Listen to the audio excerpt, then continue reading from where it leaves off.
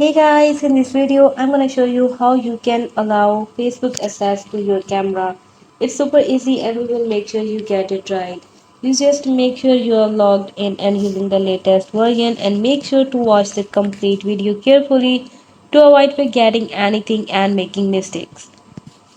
All you have to do is go to the settings,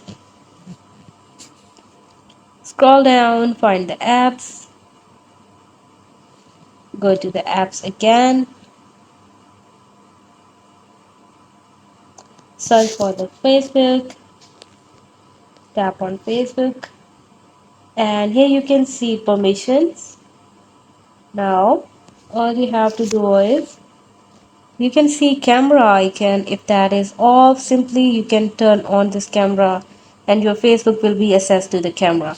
So this is how you can easily access your Facebook to the camera. Hope you guys like my video. Please consider showing your support by commenting, liking, sharing and subscribing to my channel for more valuable content in the future.